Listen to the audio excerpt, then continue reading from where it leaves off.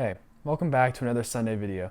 And today we're going to talk about what happened this past week with big tech's earnings reports and what we might be able to do and what action we may be able to take with the five biggest companies in the world reporting their earnings. So let's get right into it. First, with Google.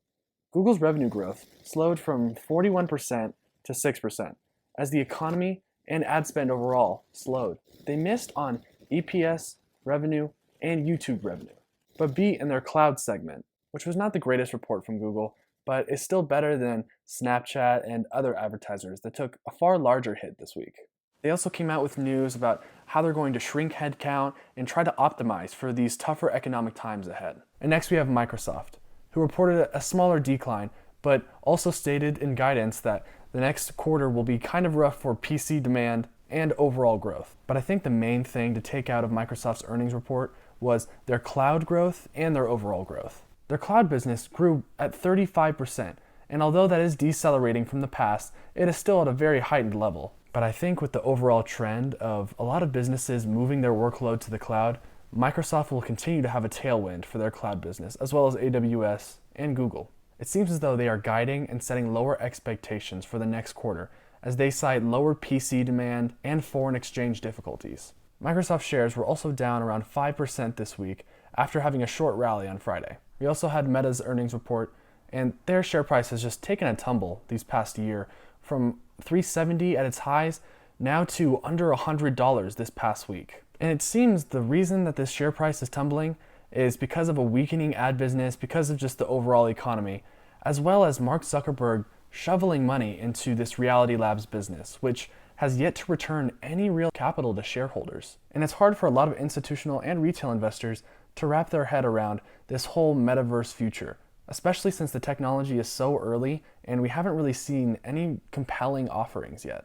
And in the next episode on Wednesday, I'll be talking about Google and Facebook's ad business, as well as the metaverse and how Meta can play in that space. So stay tuned in the next couple of days to see that video as well. We also had Amazon this week, and they reported a mixed bag with a lot of misses, but a lot of things that seem to be pretty reassuring to the overall business and the trends in general heading the right direction. And if you remember, Amazon is one of my biggest holdings in my growth portfolio. And my thesis didn't really change at all after hearing what they had to say on their earnings reports and seeing the numbers. Even though they didn't hit their AWS numbers, it's still headed in the right direction and showing promising growth for its massive size. And their competition, although it's trying to catch up, is really just not at the same scale as AWS. Another bright spot in their earnings report was that their ad business did better than the expectations. And with this kind of mixed bag of earnings meets, beats, and misses, we saw the stock drop 7% this week. And I think it's just another example of this macroeconomic environment taking its toll on everyone. And last but not least, we have the biggest company in the world, Apple.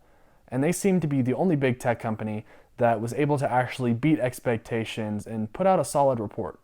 However, the major concerns about this company were the stagnation in service growth. But it's really hard to tell if that is a macroeconomic effect of just the harder times that we're in and people are tightening their belts and try to reel in the subscription expenses, or if it's really something specific to Apple.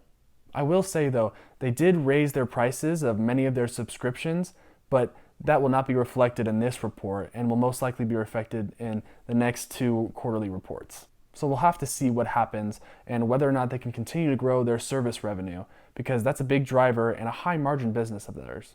Now, in times like this, I think it's really important to keep the longer term picture in perspective, because over the past 5 to 10 years, we have seen low interest rates spur this massive growth the public markets have ever seen with the emergence of big tech. But I think we swung way too far on that pendulum of low interest rates, as we see these big tech companies and other companies hiring more employees than they know what to do with and offering insane amenities at their company campuses. But I think we're seeing a reversion away from that, away from all the fluff and all these unnecessary expenses, and rightfully so. Now, we could talk about how the Federal Reserve is causing this, and maybe if they weren't manipulating interest rates and doing something different, these things wouldn't have happened and we wouldn't be seeing some massive layoffs right now. But the fact is that they are. And now that they're bringing the federal funds rate back up, it'll force these companies to become more lean and efficient. And I think each of these companies will do just that and come out the other side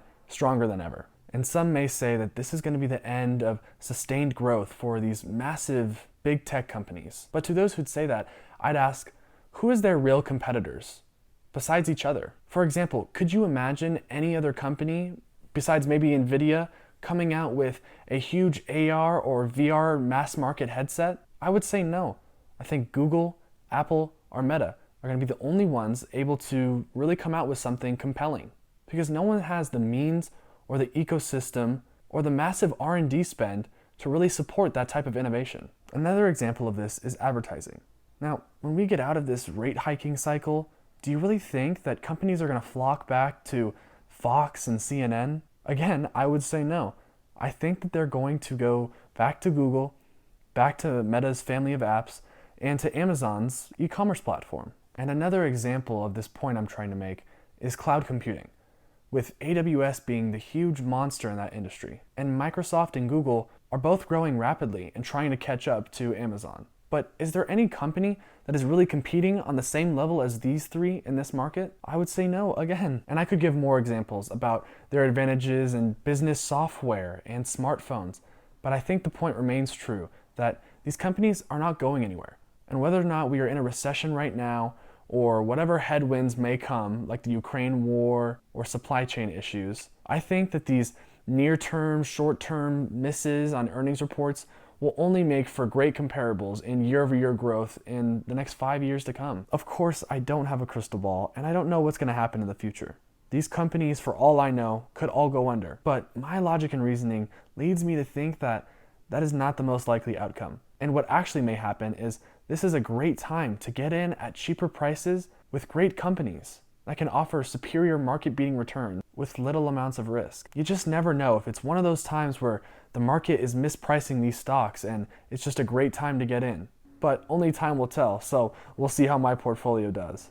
So with all of that being said, I'm taking this opportunity to dollar cost average into these holdings and lower my cost basis. I bought Google and Meta after they reported and subsequently tanked, as well as Microsoft after earnings as well. And on Friday, I bought Amazon as well, as it dropped 7%. I didn't add to my Apple position, however, because it was up 7% and it already makes up 33% of my dividend portfolio. If you enjoyed today's video, or you think I'm totally wrong and someone could come in here and wipe out these companies, I'd love to hear it in the comment section down below. And if you liked the video, if you could go ahead and subscribe, it would help the channel out a lot. And with that, I'll see you in the next video on Wednesday.